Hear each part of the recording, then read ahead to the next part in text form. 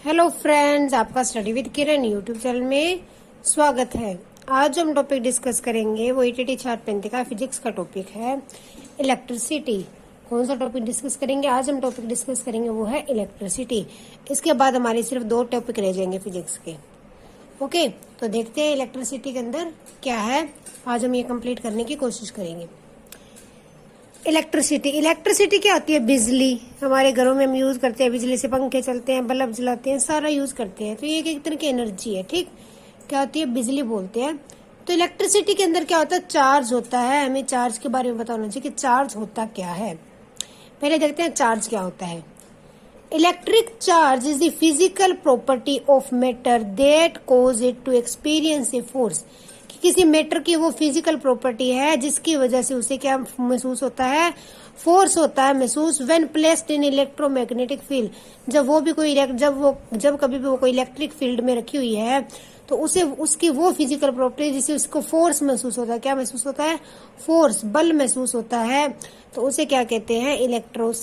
Current कहते हैं। क्या कहते हैं? करंट कहते हैं। करंट जो है वो एक फंडामेंटल क्वांटिटी है। क्या है? Fundamental quantity. करंट क्या है? एक फंडामेंटल क्वांटिटी है। ओके, जो करंट है, चार्ज, जो चार्ज है वो क्या है? एक फंडामेंटल क्वांटिटी है। चार्ज क्या होता है? कोई भी चीज जो इलेक्ट्रिक मैग्नेटिक फील्ड में पड़ी है, जो उसको फोर्स महसूस होता है, जितना फोर्स उसे महसूस होता है वो उसका क्या है? चार्ज है। क्या है? चार्ज। चार्ज कितने तरह के होते हैं? नेगेटिव और पॉजिटिव 2 तरह के होते हैं ना। जो चार्ज है इसको डिनोट किससे करते हैं? इसको हम क्यू से डिनोट करते हैं। किससे डिनोट करते हैं? क्यू से। चार्ज को जो डिनोट किया जाता है वो किससे डिनोट किया जाता है? क्यू से। It is denoted by Q. Charge 2 तरह के होते हैं, नेगेटिव और पॉजिटिव। चार्ज कितनी तरह के होते हैं? चार्ज 2 तरह के होते हैं, negative charge, positive charge. Electricity के अंदर हमने क्या देखा कि चार्ज क्या होता है? चार्ज एक फिजिकल प्रॉपर्टी है मैटर की जिससे उसे क्या महसूस होता है? फोर्स महसूस होता है। कब महसूस होता है?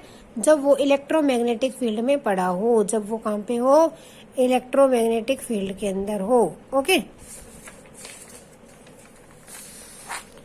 अब हमने देखा कि चार्ज 2 तरह के होते हैं। तो हम देखते हैं कौन से चार्ज खुद को अट्रैक्ट करते हैं और कौन से चार्ज है वो खुद को रिपल्स करते हैं।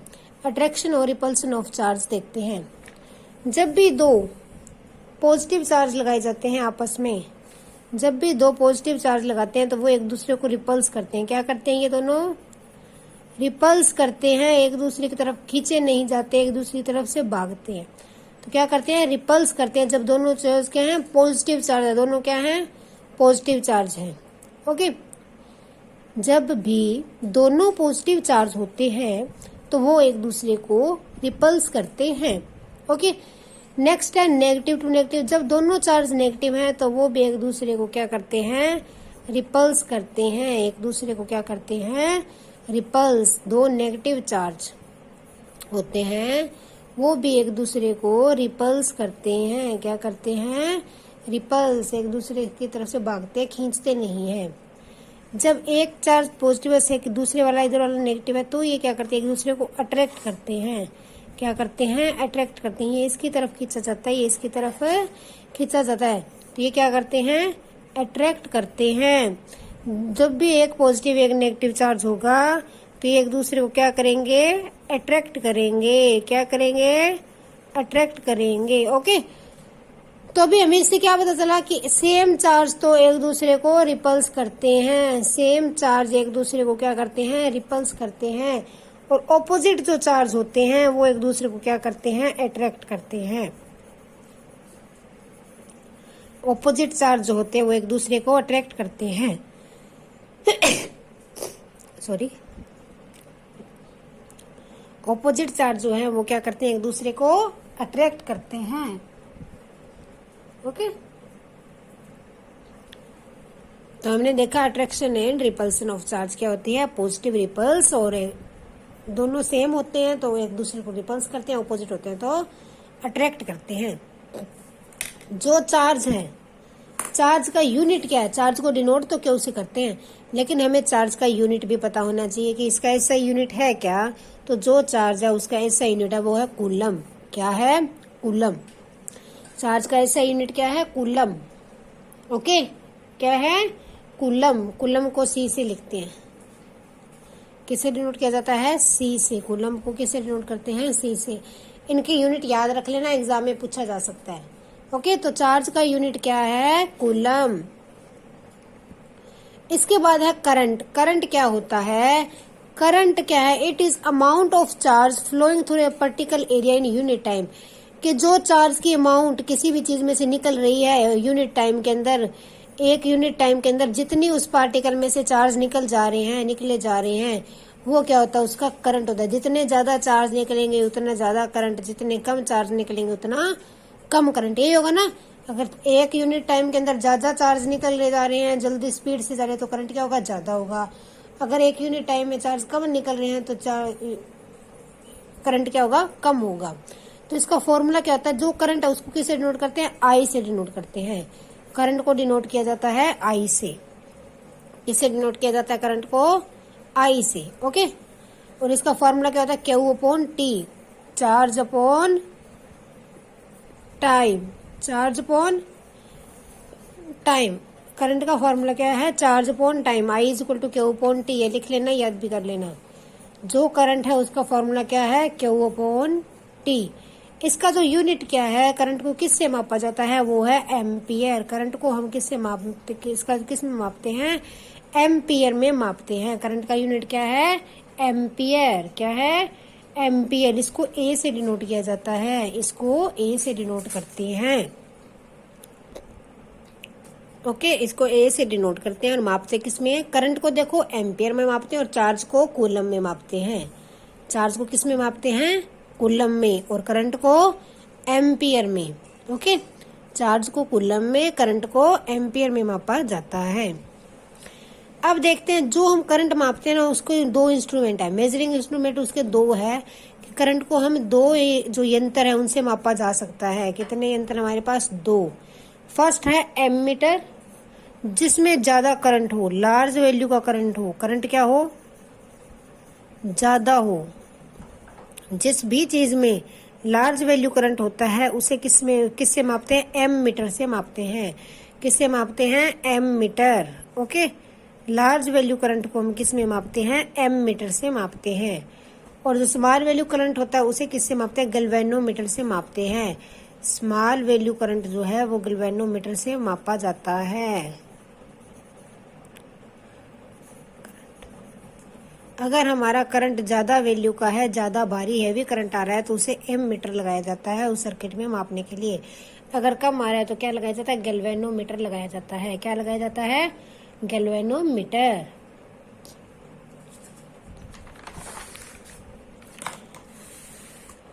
तो अभी तक हमने क्या देखा कि चार्ज क्या होता है, करंट क्या होता है, चार्ज को कैसे मापा, किससे यूनिट में मापा जाता है, करंट को किस में मापा जाता है, करंट को मापने वाले यंत्र क्या है, ये सब देखा ना अभी हमने।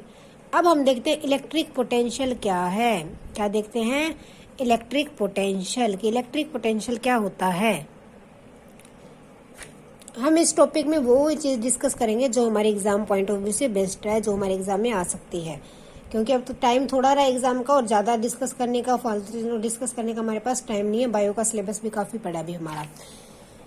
तो अभी तक हमने क्या देखा कि करंट क्या होता है, करंट को किस यूनिट में मापा जाता है, चार्ज क्या होता है, उसको किस फॉर्मूला क्या है चार्ज का, और चार्ज को किस में मापा जाता है।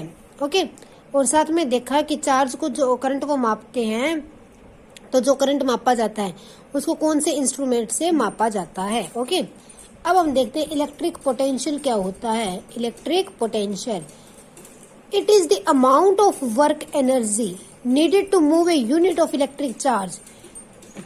कि एक यूनिट इलेक्ट्रिक पोटेंशियल क्या है? कि एक यूनिट चार्ज को सॉरी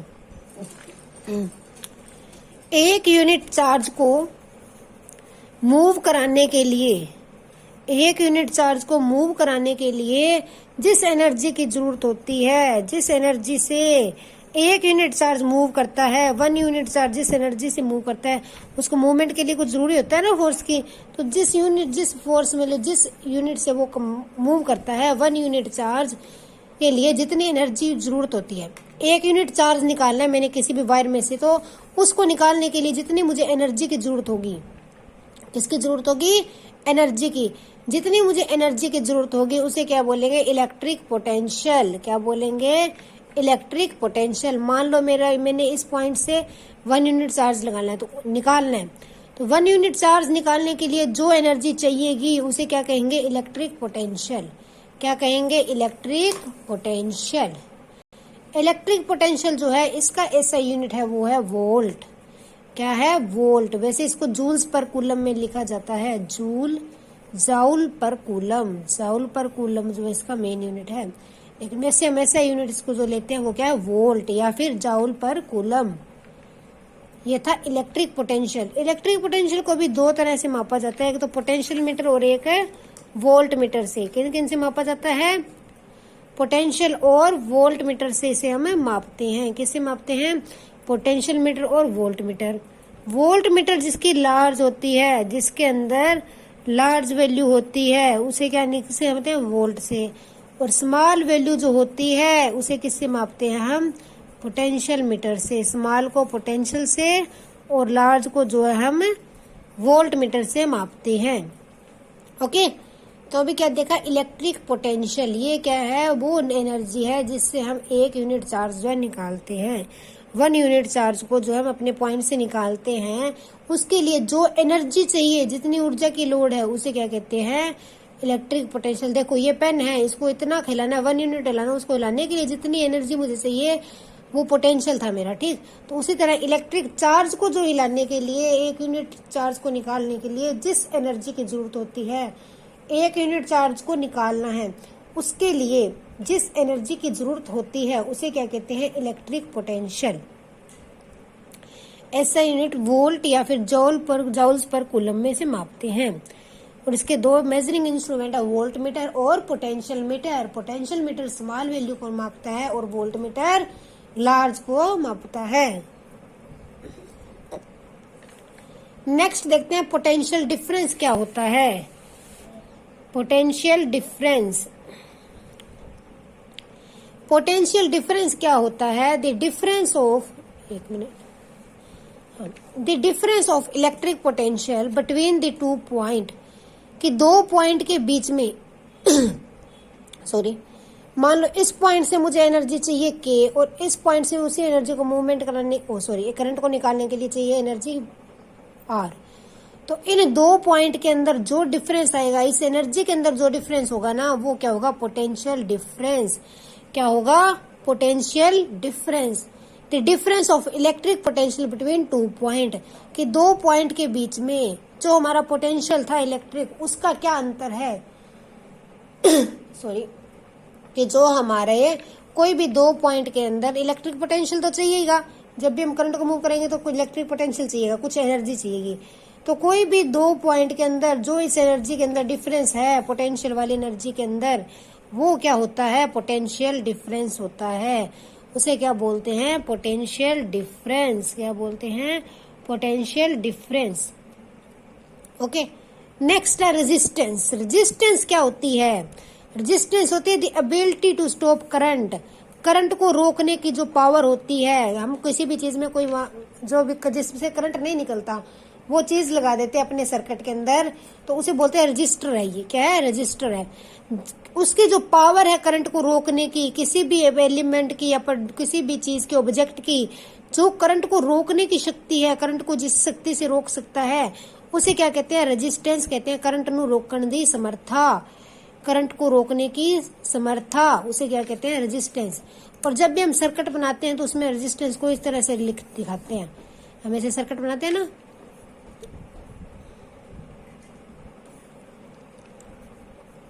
तो उसमें कई बार ये वाली चीज लगी होती है इस तरह से।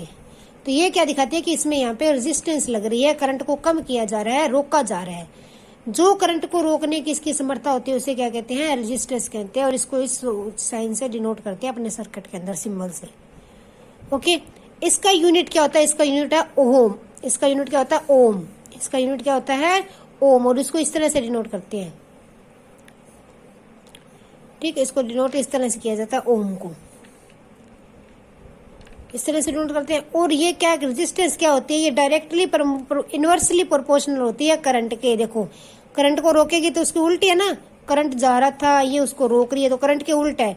तो ये जो इनवर्सली प्रोपोर्शनल होती है करंट के, तो क्या होगा, आर जो है प्रोपोर्शनल है 1/I। क्या है, 1/I। आई क्या होता है, किसको डिनोट करते हैं आई से, चार्ज को या करंट को, करंट को। तो 1/I क्या होता है, रेजिस्टेंस के प्रोपोर्शनल होता है। जो रेजिस्टेंस होती है वो इनवर्सली प्रोपोर्शनल होती है किसके, हमारे करंट के। करंट के क्या होती है, इनवर्सली प्रोपोर्शनल होती है। ओके, तो अभी तक हमने देखा electric potential, potential difference, current, charge and resistance. इतनी चीज अभी तक हमने डिस्कस की। एक बार इसको समराइज कर लेते हैं जो भी हमने भी पढ़ा है। पहले हमने देखा चार्ज। चार्ज क्या होता है, क्या था चार्ज,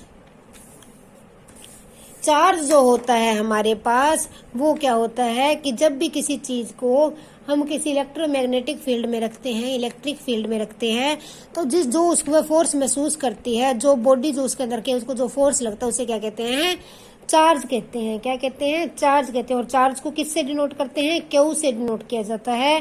किससे डिनोट करते हैं चार्ज को, क्यू से डिनोट करते हैं। फिर इसको मापते किस में है, चार्ज को जो हम मापते हैं वो कूलम में मापते हैं। किस में मापते हैं, कूलम में मापते हैं। और जो चार्ज है वो कितनी तरह के होते हैं, चार्ज जो है हमारे पास 2 तरह के होते हैं, नेगेटिव चार्ज और positive charge, negative and positive charge. फिर हमने देखा कि कौन से चार्ज अट्रैक्ट करते हैं, अगर चार्ज ऑपोजिट है तो अट्रैक्ट करेंगे, अगर सेम है तो रिपल्स करेंगे। फिर देखा करंट क्या होता है, करंट क्या होता है, पर यूनिट में से कितना चार्ज निकल रहा है, पर यूनिट टाइम के अंदर, कि 1 यूनिट टाइम में उस पॉइंट से कितना चार्ज निकला, तो वो उसका क्या होता है, करंट होता है। करंट को हम आई से डिनोट करते हैं। किससे डिनोट करते हैं, आई से। आई किसके इक्वल होता है, Q upon T, charge upon time. Current को मापते किस में, एम्पियर में मापते हैं। 2 मापने वाले यंत्र कौन से, एमीटर और गैल्वेनोमीटर।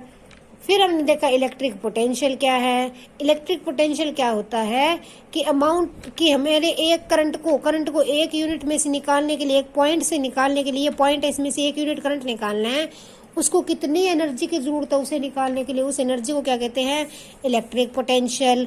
फिर हमने देखा उसको वोल्ट में मापते हैं, उसके भी 2 यंत्र हैं, वोल्ट मीटर और पोटेंशियल मीटर। फिर देखा पोटेंशियल डिफरेंस। फिर देखिए रेजिस्टेंस। रेजिस्टेंस क्या थी, करंट को रोकने की शक्ति। इनवर्सली प्रोपोर्शनल होती है करंट के, मतलब कि यहाँ पर इनवर्सली प्रोपोर्शनल किसके, करंट के 1/में ना, तो इनवर्सली प्रोपोर्शनल है। और इसको लिखते किससे हैं, ओम से। और जो सर्किट में साइन क्या होता है, ये वाला साइन होता है। ठीक, अब देखते हैं ओम लॉ क्या है। ओम्स लॉ, जो ओम ने लॉ दिया था, उसने क्या लॉ दिया था, लेट अस डिस्कस।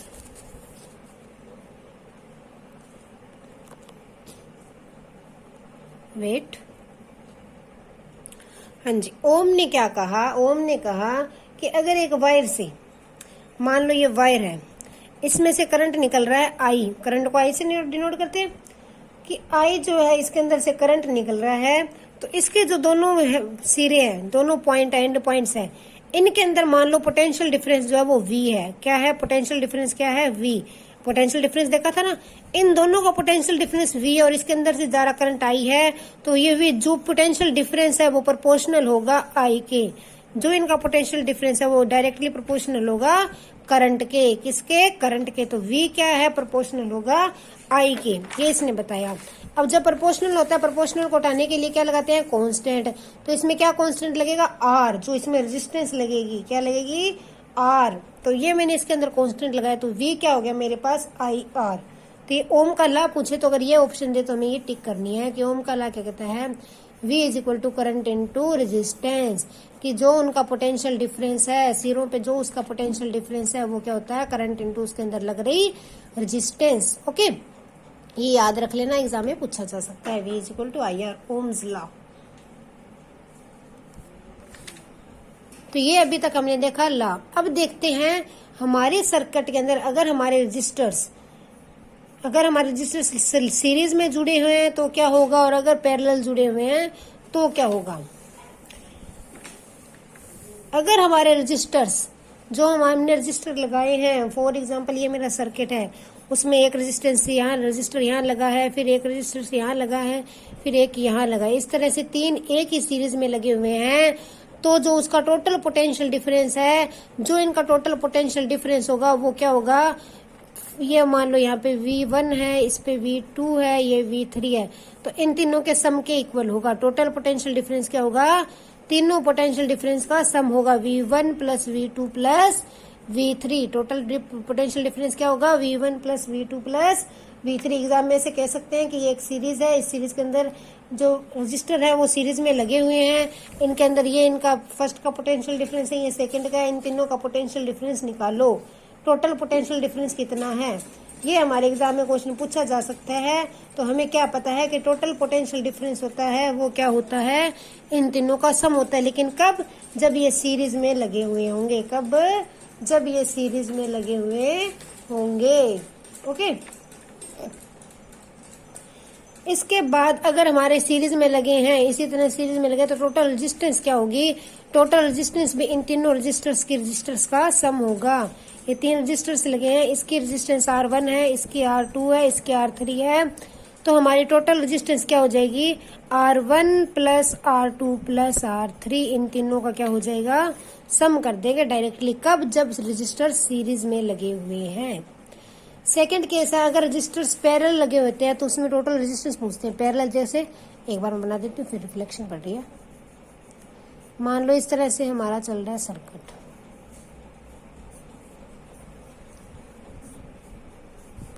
मान लो कि तीनों रजिस्टर ऐसे पैरेलल में लगे हुए हैं, तो हमें क्या दे, टोटल रेजिस्टेंस निकालनी है। मान लो इसकी R1 है, ये R2 रेजिस्टेंस देता है, ये R3 देता है।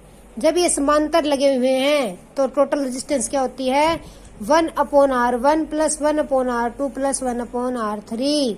1 में ऐड करना होता है, R क्या हो जाएगा, 1/R1 plus 1/R2 plus 1/R3। जब रजिस्टर पैरेलल हैं तो उसकी रेजिस्टेंस टोटल ये होती है। ओके, ये उसकी क्या होती है, रेजिस्टेंस होती है। इसके बाद जो हमारे पास है, हमें कुछ सिंबल पता होना चाहिए। एग्जाम में सिंबल भी पूछा जा सकता है कि कुछ जो हम सर्किट बनाते हैं तो उसमें कुछ कंपोनेंट लगाते हैं। क्या लगाते हैं, कंपोनेंट लगाते हैं ना। जब हम सर्किट बनाते हैं इस तरह से, यहाँ पे ऐसे करते हैं, फिर कहीं पे ऐसे लगा दिया, कहीं पे राउंड लगा दिया, कहीं पे ऐसे कर दिया। इस तरह से सर्किट के अंदर जो हमारे अलग अलग चिन्ह लगे होते हैं, कंपोनेंट लगे होते हैं, उनको किन सिंबल से डिनोट किया जाता है वो हमें पता होना चाहिए कि कौन सा कंपोनेंट किस सिंबल से डिनोट किया जाता है। देखते हैं, अगर हमें इलेक्ट्रिक सेल शो करना है तो उसे इस तरह से शो करते हैं, पॉजिटिव चार्ज को बड़ा और नेगेटिव को छोटा, बीच में से इसे खुला। तो ये क्या है, इलेक्ट्रिक सेल है। ये क्या डिनोट करता है कि इलेक्ट्रिक सेल लगा हुआ है यहाँ पे। सेकेंड है, जब बैटरी को शो करते हैं तो उससे इस तरह से करते हैं। इसमें इलेक्ट्रिक सेल में एक था, इसमें क्या ज्यादा दिखेंगे, तो बैटरी को इस तरह से शो करते हैं। यहाँ पे माइनस नहीं करना, सिर्फ सिरों पे। तो एक साइड पॉजिटिव लगेगा, दूसरी साइड नेगेटिव में लगेगी। प्लस और माइनस, पॉजिटिव वाली बड़ी होती है, नेगेटिव वाली छोटी। तो ये इस तरह से किसको डिनोट करते हैं, बैटरी को। अगर हमें प्लग शो करना हो, मतलब स्विच जो हमारा ओपन वाला शो करना हो कि स्विच ओपन है, क्लोज नहीं है, तो उसको इस तरह से शो करते हैं। ये किसका है, प्लग या फिर स्विच ओपन। अगर हमें करना हो प्लग या स्विच क्लोज्ड, कि हमारा प्लग या स्विच क्लोज है, तो उसको इस तरह से डिनोट करते हैं, बीच में एक डॉट लगा देते हैं ओपन वाले के, बस। अगर हमें इलेक्ट्रिक बल्ब शो करना हो तो उसे इस तरह से शो करते हैं।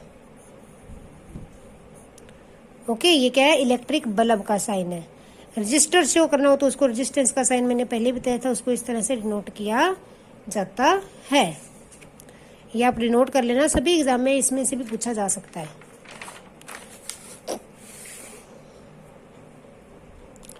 अगर हमें वेरिएबल रेजिस्टेंस की, हमारे रेजिस्टेंस घट बढ़ रही है, इस तरह के रेजिस्टेंस शो करना हो तो उसके रेजिस्टेंस के बीच में एक एरो लगा देते हैं इस तरह से। हमें ये शो करना है कि हमारी रेजिस्टेंस जो वेरिएबल है वो कभी कम हो रही है, कभी ज्यादा हो रही है, तो एरो रेजिस्टेंस के बीच में क्या लगा देंगे, एक एरो। एमीटर को ए से, वोल्ट मीटर को इस तरह वी से सर्कल बना के पॉजिटिव और नेगेटिव चार्ज लिखते हैं। तो ये थे कुछ कंपोनेंट और उनके सिंबल, कि किस कंपोनेंट को किस सिंबल से हम शो करते हैं। ओके, अब देखते हैं heating effect of electric current के। इलेक्ट्रिक करंट जो है हीटिंग इफेक्ट भी देता है, वो क्या होता है। इसे हम जाउल्स लॉ भी बोलते हैं, जूल द नियम भी कहते हैं पंजाबी में शायद। तो heating effect of electric current क्या है, it implies that heat produced in a resistor is directly proportional to square of current, current के स्क्वायर के, directly proportional to resistance, resistance के, और डायरेक्टली प्रोपोर्शनल टू टाइम, और time के। ये क्या कहता है, हीटिंग इफेक्ट क्या कहता है, जो हीट पैदा होगी, कहते हैं कि जब करंट लग रहा है ना, तो जो हीट पैदा होनी है ना वो डायरेक्टली प्रोपोर्शनल होगी करंट स्क्वायर, रेजिस्टेंस और टाइम की मल्टीप्लाई के, कि करंट स्क्वायर, रेजिस्टेंस और टाइम, जितना ज्यादा करंट उतनी ज्यादा हीट, जितनी ज्यादा रेजिस्टेंस उतनी ज्यादा हीट, जितना ज्यादा टाइम उतनी ज्यादा हीट। हम नॉर्मली चार्जर लगाते हैं तो कई बार चार्जर ज्यादा टाइम लगाता है तो गर्म हो जाता है ना, तो इसका मतलब बिजली जो है हीटिंग इफेक्ट तो देती है। तो जितनी ज्यादा करंट होगा उतना ज्यादा हीटिंग इफेक्ट, टाइम ज्यादा लगा, चार्ज को ज्यादा टाइम तक लगाए रखा तो गर्म हो जाता है, जितना ज्यादा टाइम उतनी ज्यादा हीटिंग इफेक्ट। तो ये देखो ये इसके प्रोपोर्शनल होती है। तो एच क्या होती है, I square current square into R resistance into T, कि इसके डायरेक्टली इक्वल होती है हीटिंग इफेक्ट। जाउल लॉ क्या कहता है, heating is equal to H is equal to I square R T, I square R T. इसका unit क्या होगा मापने का, वो होगा जूल, जाउल, पंजाबी में जूल बोलते हैं, जाउल बोलते हैं वैसे इसको। तो इसका जो मापने का यूनिट है वो क्या होगा, जाउल होगा। इसको हम किस में मापेंगे, जाउल के अंदर मापेंगे। जो हमारा हीटिंग इफेक्ट है वो किसके इक्वल होता है, I square are into T, किसके इक्वल होता है, I square are into T. ये टॉपिक आज हम कंप्लीट कर ही लेते हैं। इसके बाद हमारे पास दो एक चीज रही है, एक इलेक्ट्रिक पावर रही है और एक कंडक्टरों के बारे में देखना रहे। देखो इलेक्ट्रिक पावर क्या होती है, कि इलेक्ट्रिक पावर क्या है, इस चीज की पावर कितनी है, शक्ति क्या है, बिजली शक्ति। इलेक्ट्रिक पावर क्या होती है वो देखते हैं, वेट, हाँ अब देखते हैं। इलेक्ट्रिक पावर क्या होती है, it is rate at which electric energy is consumed in an electric circuit. ये वह दर है जिससे इलेक्ट्रिक एनर्जी कंज्यूम करता है। जो हमारा इलेक्ट्रिक सर्किट है ना, वो जितनी एनर्जी को कंज्यूम कर रहा है, उस एनर्जी को कंज्यूम करने का रेट, उसको किस स्पीड से चेंज कंज्यूम कर रहा है, उसकी दर क्या है, उसे क्या कहते हैं, इलेक्ट्रिक पावर। ज्यादा कंज्यूम करेगा तो इलेक्ट्रिक पावर ज्यादा, कम कंज्यूम करेगा तो इलेक्ट्रिक पावर कम।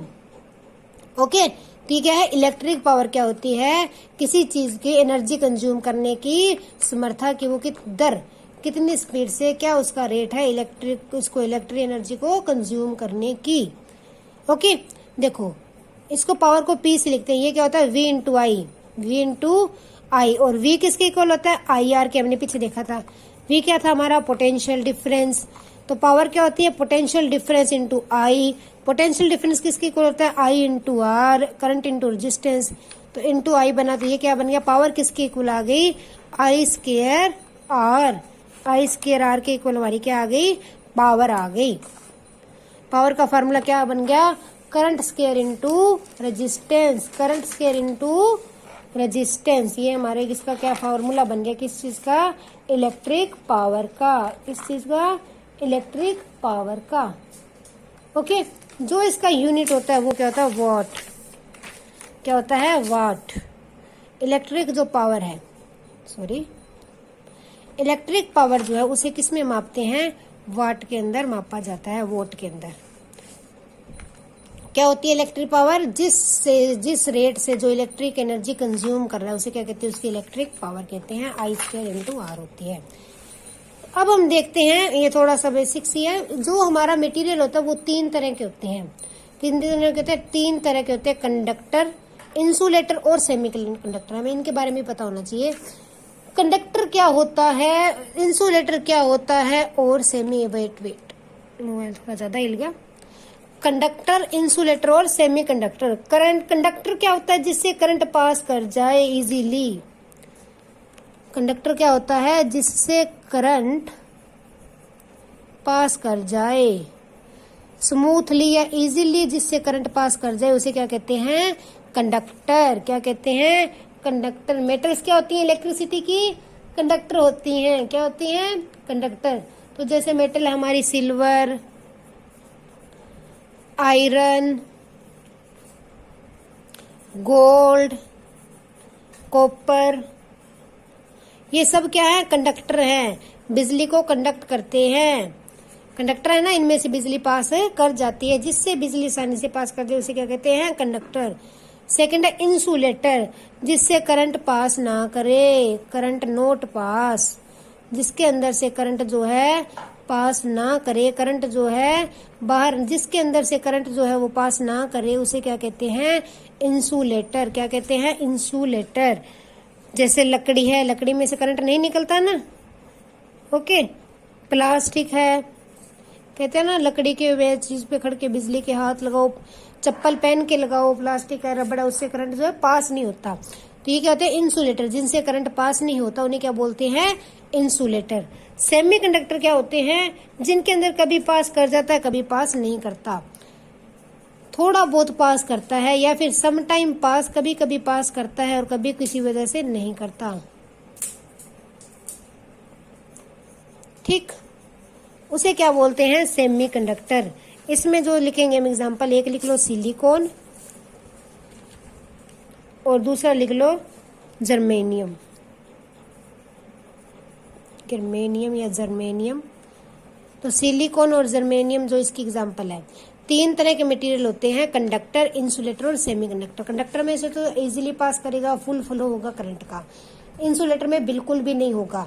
सेमीकंडक्टर के अंदर कभी हो जाता है फ्लो, कभी नहीं होता, करंट कम होता है तो फ्लो नहीं करते। तो ये तीन तरह के मटेरियल थे। एक होता है सुपर कंडक्टर, किसे कहते हैं, जिसके अंदर रेजिस्टेंस क्या हो, जीरो हो, करंट बहुत जल्दी पास करे। जिसके अंदर रेजिस्टेंस जीरो होती है उस मटेरियल को क्या कहते हैं, सुपर कंडक्टर कहते हैं। मटेरियल को क्या कहते हैं, सुपर कंडक्टर। जिसके अंदर क्या जीरो हो, रेजिस्टेंस जीरो हो, सॉरी, जिस चीज के अंदर रेजिस्टेंस जीरो होती है उसे क्या कहते हैं, सुपर कंडक्टर। कंडक्टर क्या था, करंट इजीली पास करता है। इंसुलेटर क्या था, करंट पास नहीं करता। सेमी कंडक्टर क्या था, कभी पास करता है, कभी नहीं करता। तो और जो सुपर कंडक्टर क्या है, जिसके अंदर करंट मैक्सिमम हो और आर क्या हो, जीरो हो। इसमें आई क्या होगा, मैक्सिमम होगा, करंट बहुत ज्यादा होगा और रेजिस्टेंस क्या होगी, जीरो होगी। उसे क्या बोलते हैं, सुपर कंडक्टर बोलते हैं। क्या बोलते हैं, सुपर कंडक्टर। एक फैक्ट है जो आपको याद रखना चाहिए, if temperature increase then resistance increase and जो करंट है वो डिक्रीज होता है। कि हमने अपने सर्किट का क्या बढ़ा दिया, टेम्परेचर को बढ़ा दिया, तो इससे क्या होगा, जो रेजिस्टेंस है वो क्या हो जाएगी, बढ़ जाएगी। अगर रेजिस्टेंस बढ़ गई तो क्या होता है, करंट क्या हो जाता है, कम हो जाता है। करंट जो हमारा है वो क्या हो जाएगा, कम हो जाएगा। देखो क्या देखा हमने कि अगर टेम्परेचर बढ़ाते हैं तो रेजिस्टेंस बढ़ती है, अगर रेजिस्टेंस बढ़ जाती है तो उसका क्या इफेक्ट होता है, करंट कम हो जाता है। यही होता है ना, अगर रेजिस्टेंस ज्यादा रोक रही है करंट को तो करंट कम टपेगा, तो करंट अपने आप कम हो जाएगा। अगर टेम्परेचर लो है, कम कर दिया, तो रेजिस्टेंस क्या हो जाएगी, लो हो जाएगी और हमारा करंट क्या है, हाई हो जाएगा। करंट क्या होगा, ज्यादा होगा। कम रेजिस्टेंस लगेगी तो करंट क्या होगा, ज्यादा होगा।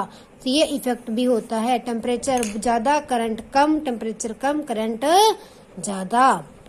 ओके, तो आज हमने हमारा इलेक्ट्रिसिटी चैप्टर है वो कंप्लीट कर लिया। इसके अंदर हमने क्या क्या पढ़ा, हमने सबसे पहले देखा चार्ज क्या होता है, उसको किस में मापा जाता है, फिर देखा करंट क्या होता है, उसको किस में मापा जाता है, फिर हमने देखा इनको मापने वाली यंत्र, फिर देखा इलेक्ट्रिक पोटेंशियल, उसका यूनिट, उसको मापने वाली यंत्र, फिर पोटेंशियल डिफरेंस, फिर देखी रेजिस्टेंस, फिर ओम्स लॉ देखा, वो क्या कहता है, Ohm's law is very important.